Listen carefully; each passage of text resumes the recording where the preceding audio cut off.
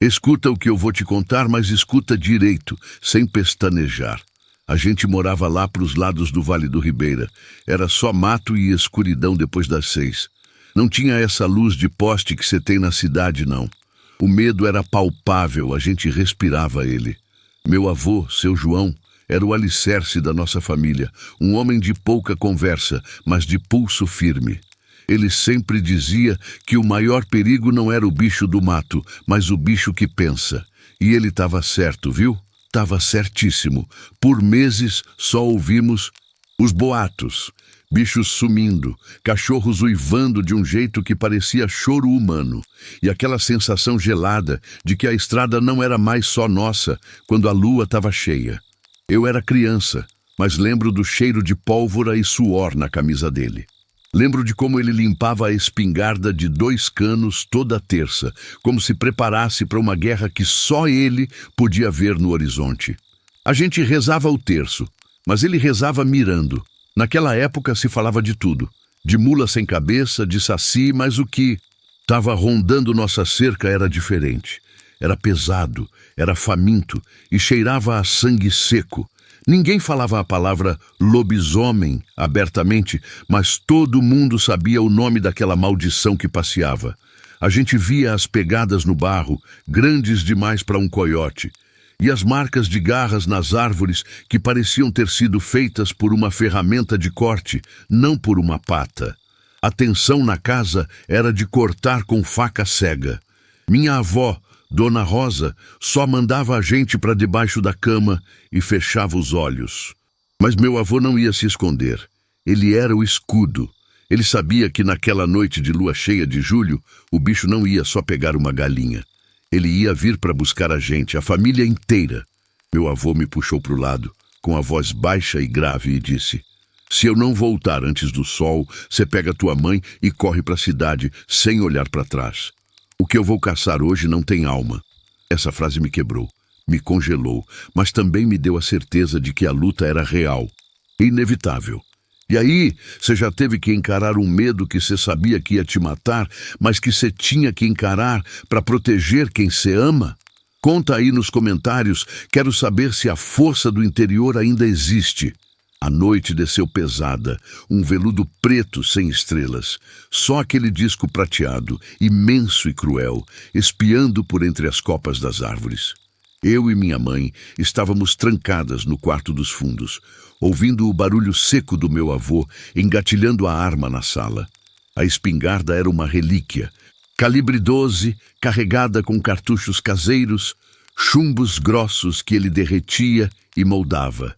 Ele tinha deixado uma vela acesa no centro da mesa, uma luz fraca que mal espantava as sombras que dançavam pelos cantos. A porta estava trancada, reforçada com um pedaço de madeira. Ele não estava esperando um ladrão, estava esperando a própria maldição. O cheiro da noite mudou. Não era mais só terra molhada e mato. Começou a vir um fedor nauseante de bicho morto e suor azedo que entrava pelas frestas, gelando o estômago. Eu me encolhia, agarrada nas pernas da minha mãe, que rezava baixinho, repetindo as palavras tão rápido que pareciam um zumbido. Meu avô, eu sabia, estava sentado na cadeira de balanço da varanda, no escuro total, com a arma apoiada no colo, a respiração lenta e controlada, como a de um predador esperando o outro. A espera era o pior terror. Era a certeza de que o monstro estava se aproximando, mas a incerteza de quando o confronto começaria. A gente não conseguia pregar o olho. Qualquer estalo na mata parecia um tiro de canhão. De repente, o uivo. Não era o uivo que os cachorros fazem para a lua. Era um som gutural, doloroso, que parecia vir da garganta de um homem sendo estraçalhado, mas que se alongava numa nota de pura selvageria. Era alto, muito alto. Pareceu vir do fim da estrada de terra, mas em segundos já estava na nossa cerca. O som do arame farpado sendo rasgado foi ensurdecedor, parecendo que alguém estava puxando ferro enferrujado com as próprias mãos. Eu senti o chão tremer. Era peso. Muito peso, correndo em direção à casa. Meu avô não se moveu. Ele era puro instinto agora. Ele tinha treinado a vida toda para aquele momento, enfrentando cobras, onças e jaguares. Mas isso ele sabia que vinha do inferno. O cheiro ficou insuportável. O bicho estava ali, do outro lado da parede de madeira. A respiração ofegante, sibilando, cheirando a carniça.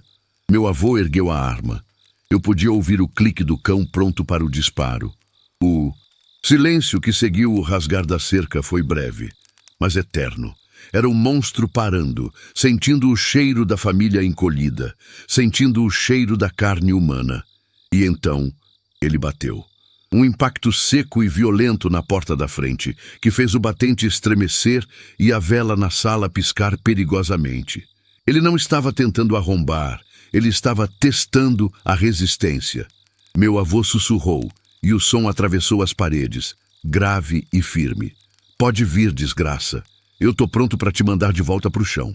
Eu fechei os olhos, esperando o primeiro tiro, mas o que veio foi um ruído mais perturbador. O som de cascalho sendo arrastado e depois silêncio. Ele tinha se afastado? Não, ele estava nos cercando. Meu avô não era bobo. Ele sabia que se o bicho quisesse entrar, derrubaria a casa. O silêncio era uma tática. Ele rastejava, se escondia nas sombras densas do pé de jaca. Meu avô se moveu lentamente, descendo os degraus da varanda, caminhando na ponta dos pés, fazendo a sombra da espingarda parecer um segundo braço. Eu, lá dentro, apertava o travesseiro para abafar meus próprios soluços. O que ele viu lá fora foi o que o marcou para sempre, o que o fez parar de falar sobre o ocorrido pelo resto de sua vida. Ele contava que viu primeiro um vulto corcunda, se movendo desajeitado, quase como um bêbado tateando o caminho. Não era rápido ainda, estava no meio do processo. A lua cheia banhava a clareira ao lado do galinheiro, e foi ali que o horror se revelou totalmente. Meu avô manteve o fôlego. O vulto parou. Era um homem, nu, curvado, com as mãos raspando no chão, mas não era um homem são. Ele gritava, um grito que não era de dor, mas de libertação selvagem. O corpo começou a inchar, as costas arqueando de um jeito impossível, quebrando a coluna e forçando a pele. Eu podia imaginar a cena, os ossos estalando como galhos secos. A cabeça dele se alongava, o crânio deformando para frente, o maxilar se projetando num focinho assustador. Meu avô disse que, mesmo no escuro, dava para ver o vapor saindo do corpo dele de tão quente que a transformação era.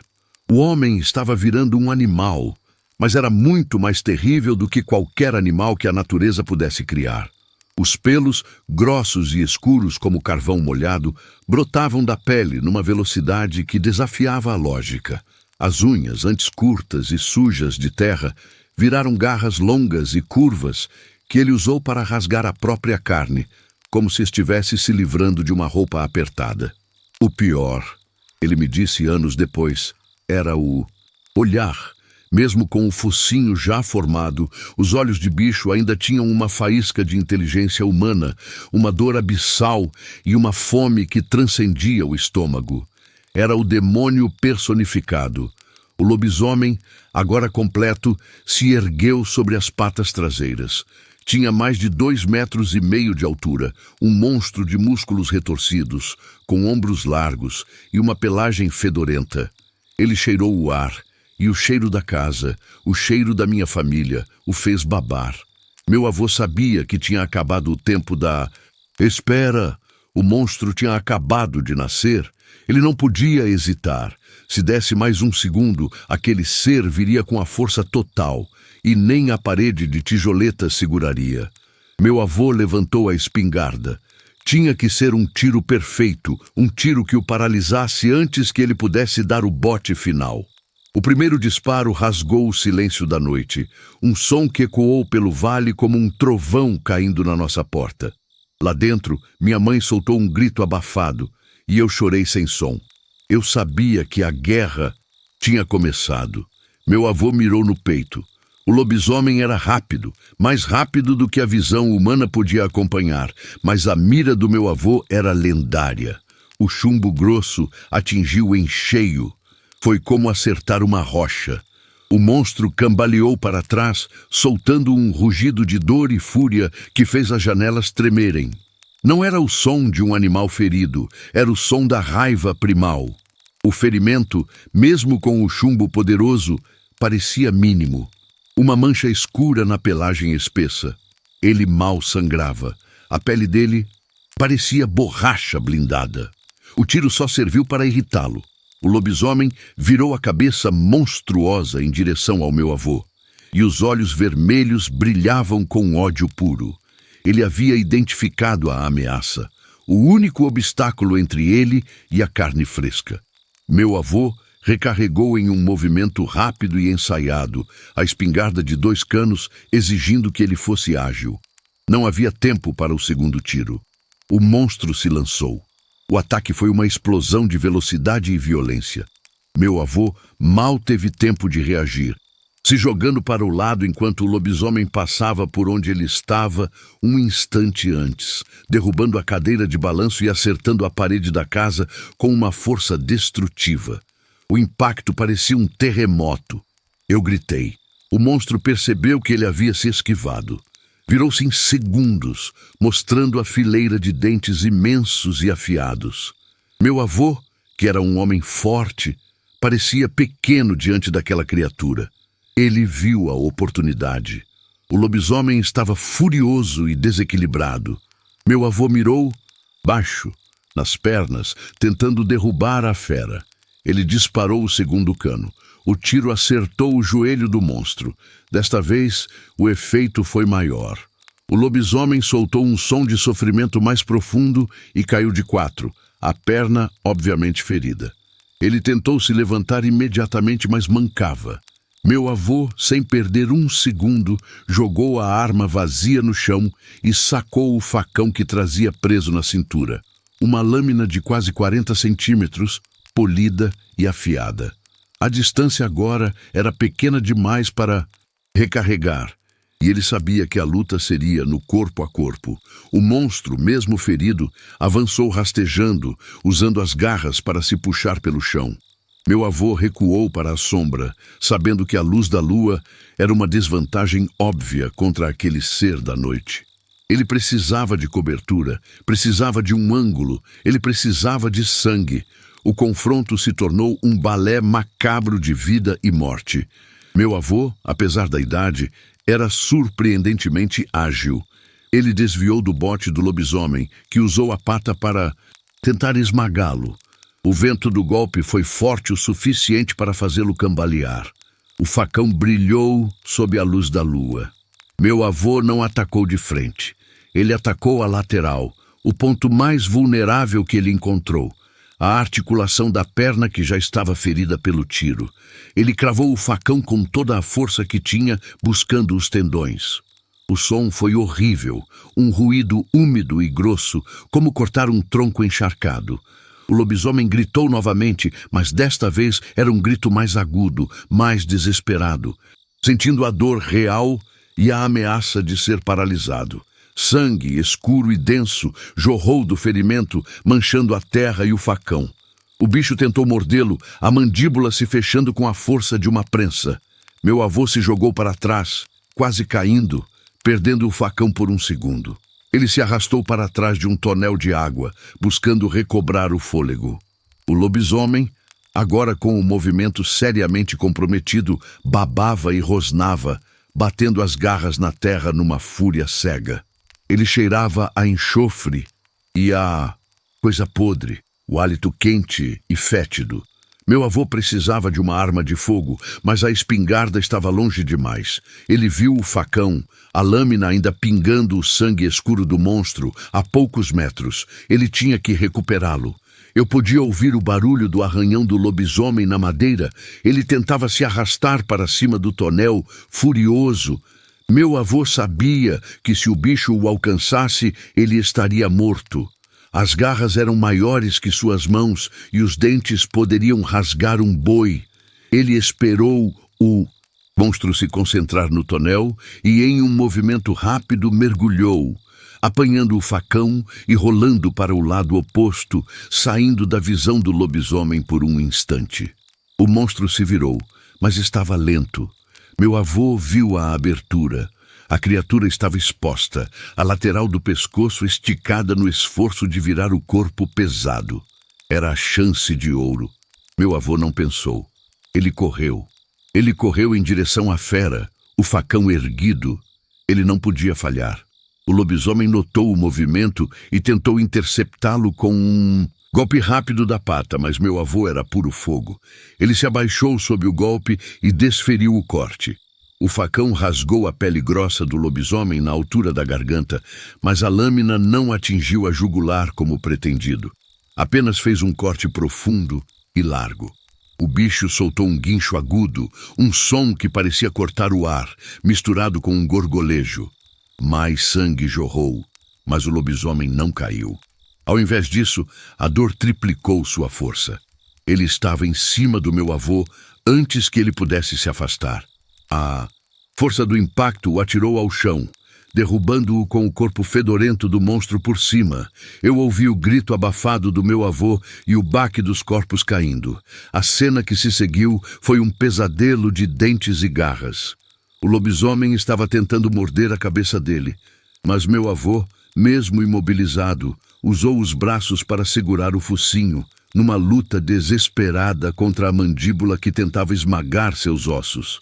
Eu imaginava a força, a saliva quente e pútrida escorrendo sobre as mãos dele. Ele gritava de esforço, a voz rouca, lutando contra o peso e a ferocidade do bicho. Enquanto segurava o focinho imenso, ele sentiu as garras afundarem no seu ombro esquerdo. O tecido da camisa de flanela rasgou como papel, e a dor foi excruciante.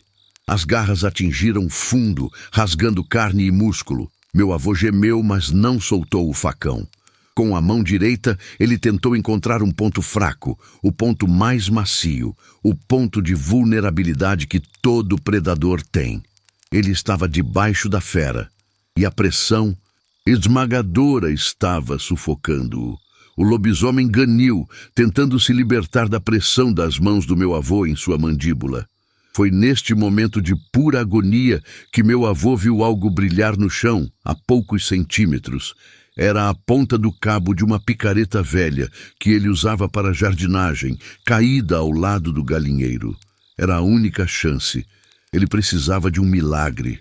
Meu avô reuniu todas as suas forças e, com um empurrão brutal das pernas, conseguiu mover o corpo do lobisomem o suficiente para se arrastar um pouco para o lado, escapando da pressão letal. O lobisomem perdeu o equilíbrio e caiu ao seu lado, rosnando e se debatendo de dor e fúria. Meu avô, com o ombro sangrando profusamente, mas com o facão ainda na mão, conseguiu alcançar a picareta. Ele a agarrou pelo cabo, sentindo o ferro frio e pesado. Era uma arma desajeitada, mas tinha ponta. Ele se levantou, cambaleante, sabendo que a luta estava no seu ápice. O lobisomem também se levantou, mas agora era uma massa de fúria e sangue.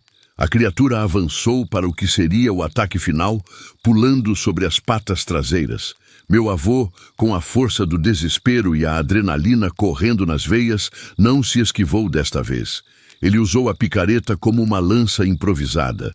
Ele sabia que o lobisomem era feito de carne, mesmo que fosse uma carne extraordinariamente densa e resistente.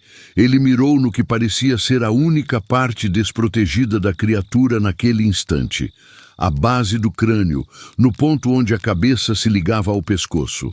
Era um alvo minúsculo, mas ele não tinha outra opção. O rugido do lobisomem estava misturado com o som do meu avô gritando, não de dor, mas de esforço e determinação. Era o grito de um pai defendendo a cria.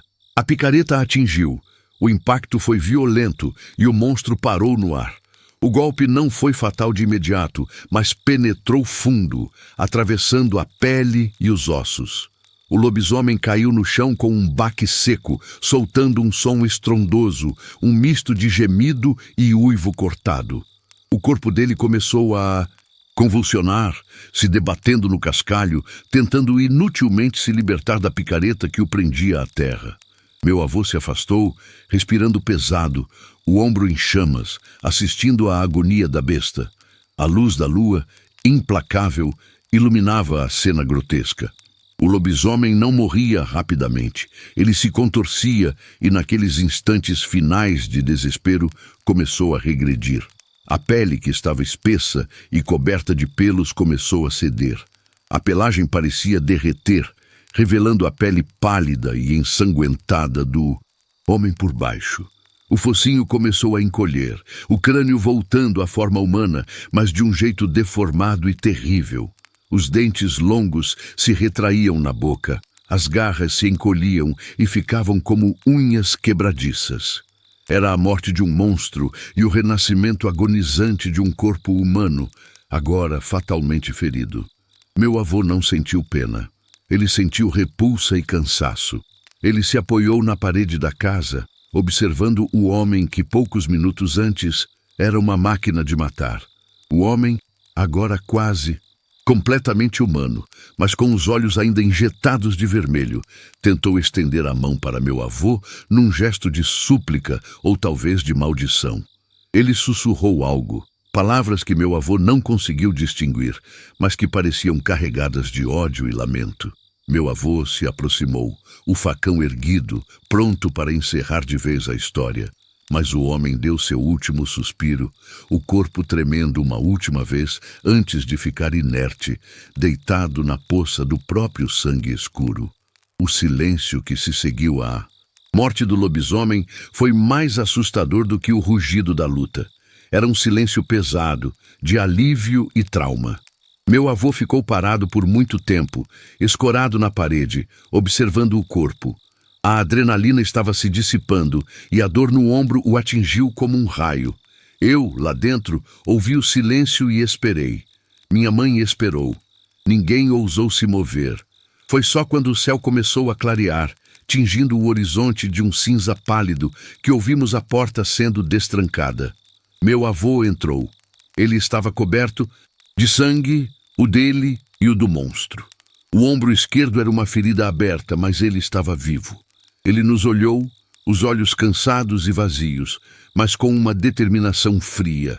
Acabou, ele disse, e a voz dele mal saiu. Ele não nos deixou sair do quarto até que o sol estivesse alto e forte, varrendo a escuridão da noite. Quando finalmente saímos, a cena era irreal. O corpo não estava mais lá. Apenas a picareta, ainda cravada no chão onde o monstro havia caído, e uma imensa mancha de sangue havia movido o corpo sozinho. Meu avô, durante a transição entre a escuridão e a luz total. Ele não queria que a gente visse. Ele não queria que ninguém visse. Ele queimou a roupa ensanguentada e limpou o facão.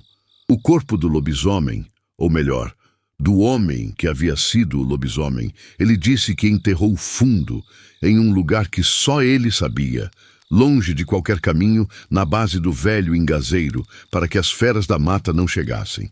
Meu avô nunca mais falou sobre quem era aquele homem, se ele o reconheceu, se ele era alguém da vizinhança que havia desaparecido ou um andarilho. Ele guardou o segredo com ele. O que ele fez foi garantir que nos dias seguintes ninguém perguntasse sobre o sumiço. Se alguém notasse as marcas na casa, ele dizia que havia sido um jaguar desorientado. Ninguém questionou muito. Todos tinham medo do que havia naquelas matas. A ferida no ombro do meu avô curou, mas a cicatriz era profunda e irregular, parecendo a marca de 3 facas longas e curvas. Era o troféu macabro daquela noite. Ele nunca mais dormiu profundamente em uma noite de lua cheia. Ele passava a noite sentado na varanda, mesmo sem a arma, apenas olhando para a mata, como se esperasse que a maldição voltasse, talvez em outra forma, talvez em outro homem. O medo se tornou parte da nossa casa, um hóspede silencioso que só aparecia quando a lua ficava redonda e brilhante. O que ele enfrentou não era só um animal. Era algo antigo e maligno, algo que se alimentava do nosso medo. E, mesmo Tendo vencido a batalha, nós sabíamos: a guerra contra o escuro nunca termina. A história dessa noite virou um sussurro em nossa família, nunca contada em voz alta, apenas nos momentos mais íntimos e escuros, quando a eletricidade falhava e o vento uivava lá fora. Meu avô viveu muitos anos depois, um herói silencioso, mas a luta o havia roubado de nós de alguma forma.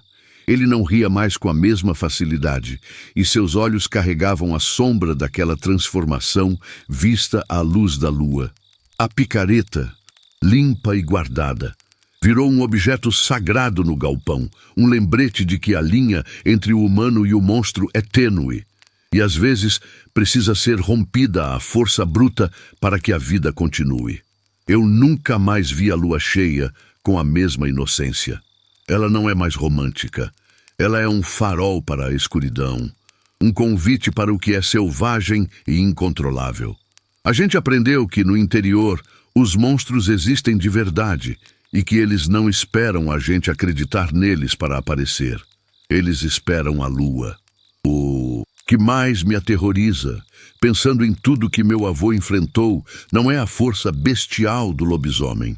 É saber que, se a transformação regrediu e ele foi enterrado como um homem, isso significa que em algum lugar, naquela comunidade, havia alguém que se tornou a fera, alguém que conviveu conosco, talvez um vizinho, um conhecido, um humano que carregava a maldição esperando a noite certa para se libertar.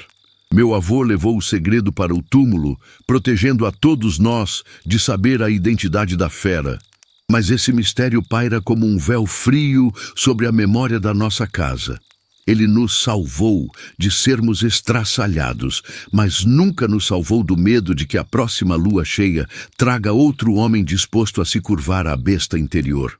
E é por isso que, até hoje, quando o horizonte começa a escurecer e o disco lunar aparece no céu, eu fecho todas as portas e janelas com mais força do que o necessário, rezando para que a força do aço e da fé seja suficiente para segurar a fome que ronda, eterna e implacável, esperando apenas um momento de fraqueza para atacar. A escuridão ainda está lá, e ela tem garras.